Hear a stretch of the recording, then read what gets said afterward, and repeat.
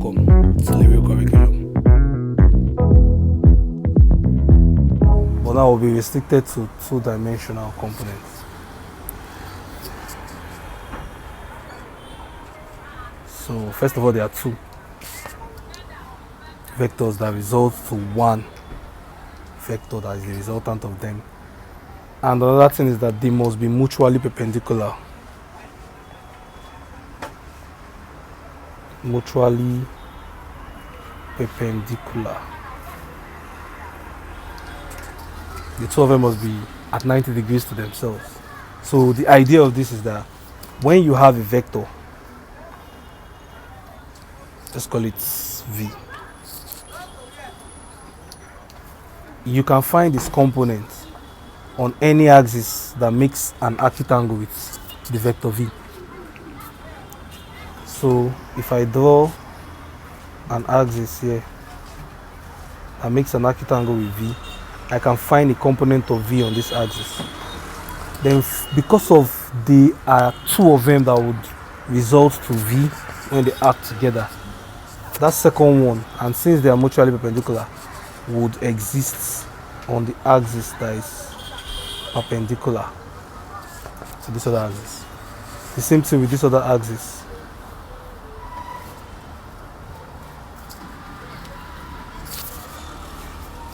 That makes an acute angle with V. I could also find the component of V on that axis and on the perpendicular to that axis. So anyhow I do it, I could always find the component of V on any axis that is at an acute angle with V. So let me wipe this off to make it neater. So let's say we have some vector V and we want to find its components on the horizontal. This is the horizontal ground. And it makes an angle theta, an acute angle with that horizontal ground. Then automatically I could draw another vector on this horizontal ground that will represent its component on that horizontal ground. Let me call it X. Automatically I have the perpendicular to X, which is the vertical, to be Y. So I'll form a closed figure of this, and that's by actually transforming my Y to this position or my X to this position, whichever one I like. Let me move my Y to this position. And now I have this. And remember, they are mutually perpendicular. The components must be mutually perpendicular. So I can find my components on this right angle triangle using a very common thing with right angle triangles, trigonometric ratios. So because I have my angle and each of these sides, which represents my vector itself and its components I'm looking for, opposites, adjacent, and hypotenuse. I could always use these trigonometric ratios. So let me find each of them one by one. For my Y, because of it is opposite the angle I'm using, then I will use this.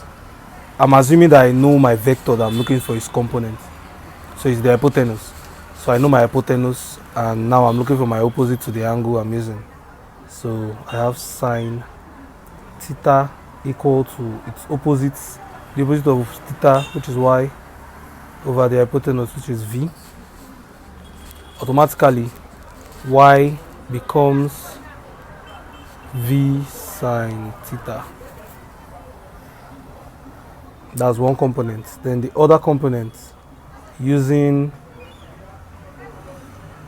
adjacent to the angle and the hypotenuse, cos theta is equal to X over V. Then X will be equal to V cos theta. So the components are each this and this, and they are referred to as the sine and the cos components. So when you do components, you usually find each of the components you find as one the sine component and the other one the cos component of the vector.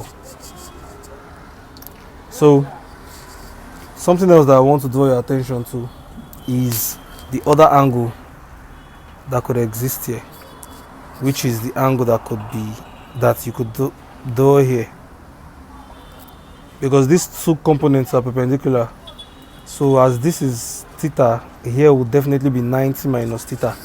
It is a complementary angle to theta, and it's also it that is here,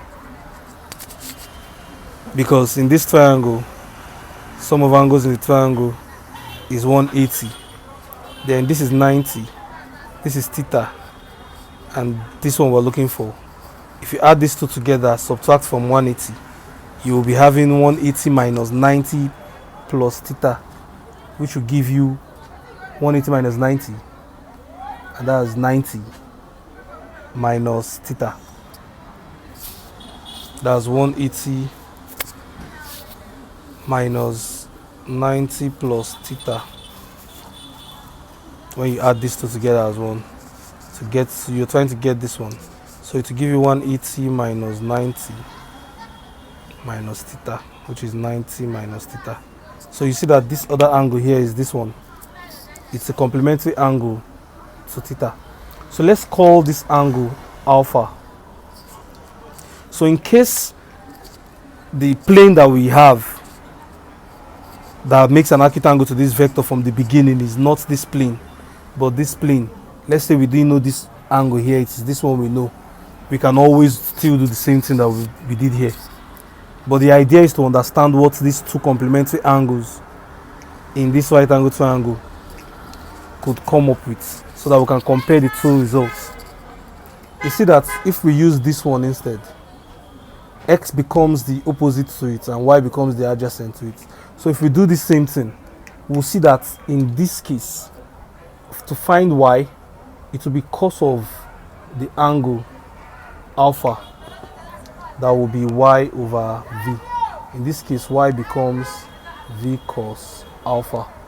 And in this other case, to find x is the opposite to alpha, so it will be the sine of alpha we'll use to find x, which will be that. Then x will be equal to v sine alpha.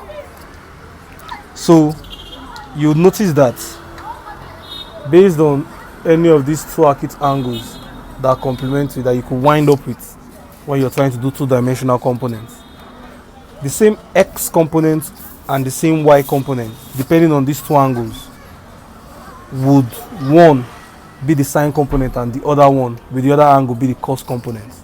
So using theta, y was the sine component, x was the cos component, but using alpha, y was the cos component and x is the sine component. So you'll see that what we actually understand from here now is that when an angle is made with the vector you're looking for its component with a plane that is inclined to it, the component of the vector on that plane that makes that angle, remember this is alpha, so when a plane makes an angle with the vector you're looking for its component, the component of that vector on that plane is always the cos component on that angle, based on that angle. So based on theta, since x is the vector or is the component on the plane that makes theta with the vector we're looking for its component, then x is the cos component based on theta, while y is the sine component. But when y was the one making the angle with the vector alpha, y became the cos component, I say x is the sine component. So it boils down to a simple understanding.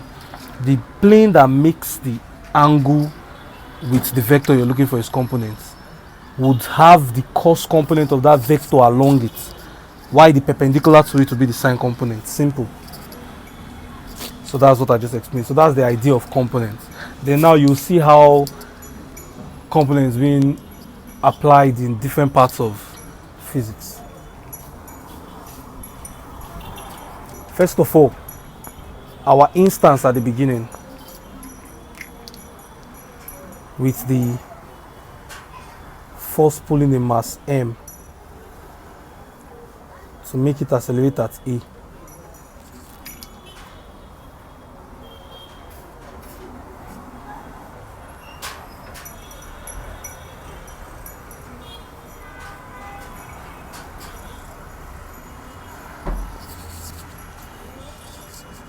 F is equal to MA here, but here F is a component of MA. MA is the force that will move this thing horizontally. Yes, MA is the force that will move it horizontally. But now the force applied to it is not MA. The force applied to it is F. So what does it mean? F is just a component of MA. And what component of MA it is? Look at, draw this free body diagram out. You have MA. And now you have some force F.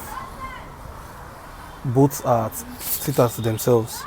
What you do here, the application here is that the vector we have is MA. MA is the known vector.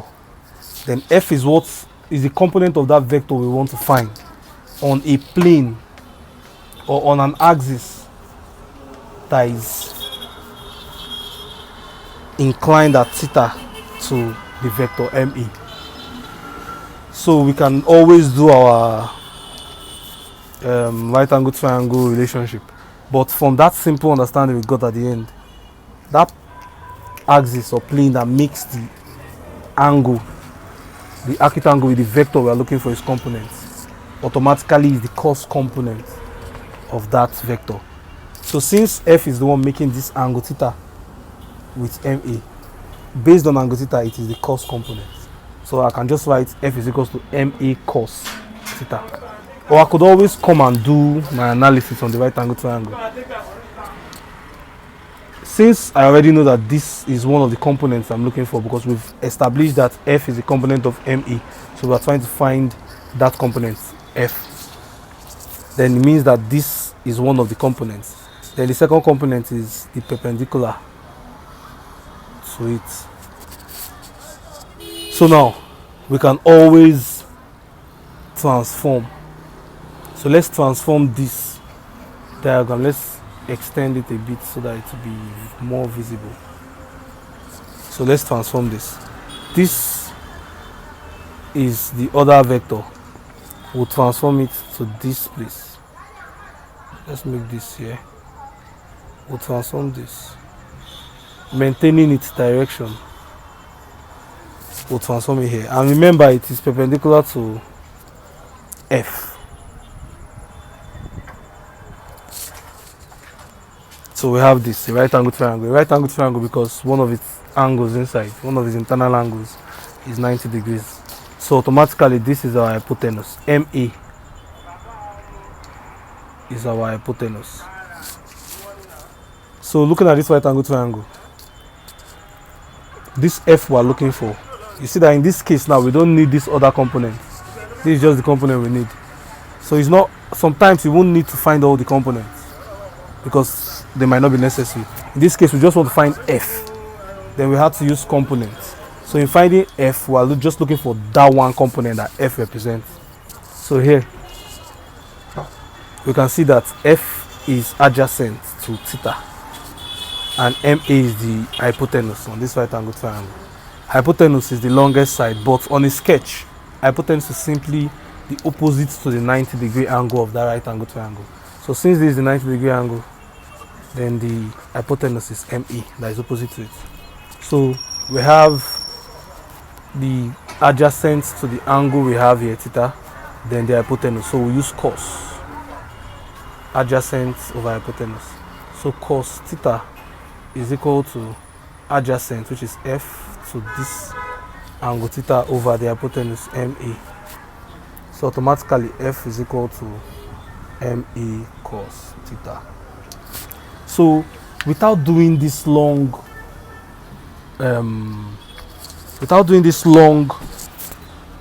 right angle triangle analysis, we can always just use the simple understanding at the end that the axis that makes the angle with the vector you're looking for its components, based on that angle, is the cos component. Then the other one that is perpendicular to it is the sine component. Any of the axes that makes the angle you're using with the vector you're looking for its component is automatically the cos component of that vector based on that angle. So simple, you have this. So in this kind of situation now, you know that this inclined force is going to be ma cos theta. We know that the acceleration of this body is going to be horizontal because the body is not moving up. From the diagram, it's on the ground being pulled by these two bodies, so it's assumed to be accelerating horizontally. Then now we know that the force that is going to be equal to his mass times this horizontal acceleration is the horizontal force that will be the sum of this 60 Newton that is horizontal and the component of 100 Newton on the horizontal. So, not wasting time, that's force F will be equal to 60 plus 100. The component of 100, the horizontal, is definitely going to be 100 cos 45 because from our understanding, the angle it makes with the horizontal is 45 degrees. So its component on that horizontal that makes that 45 with it is going to be its cos component with that 45. So it's going to be 100 cos 45. So we have 60 plus 100 cos 45 is root 2 over 2, which will give us 0.707. So that will give us 60 plus 70.7, and that will be 130.7 newtons. So therefore 130.7 will be equal to the mass times the acceleration, 10 times the acceleration we're looking for. So the acceleration we're looking for will be equal to 130.7 over 10. That will be equal to 13.07 meter per second square. And that's the option B, which is approximately 13.1 meter per second square. We are going to do equilibrium of forces here. The components of these tensions, of these T's, vertically, altogether would be equal to the weight of this body acting downwards, because they are going to be the upward forces. The components of these ones, upwards,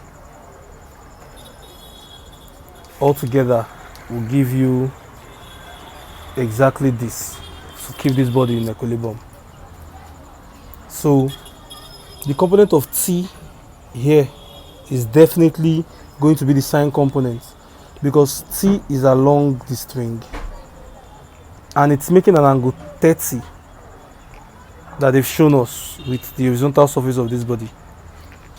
So the cos component based on this 30 is going to be along this body, because it's this axis that is making the 30 degrees with the T. So we don't need that one. Instead, what we need is the vertical one, and it's the one that it's perpendicular to the one that makes the 30 degrees with the T. So automatically it becomes the sine component. So we have T sine 30 here and T sine 30 here because they're identical. So you're getting the drift. Then altogether, these two forces will give us 2T sine 30 when you add them together, and by equilibrium they should be equal to the downward force. Since both of them are the upward forces, they should be equal to the downward force, which is 20. That's one of the conditions of equilibrium. So we have sine theta, sine 30 I mean, is half. So 2T Sine 30 is 2 theta times half, equal to 20. So automatically t is 20 meters. And that's options. So these are things that would most likely not be told to you in school. So like and hit the subscribe button, so I'll be encouraged to do more for you in particular. Thank you very much.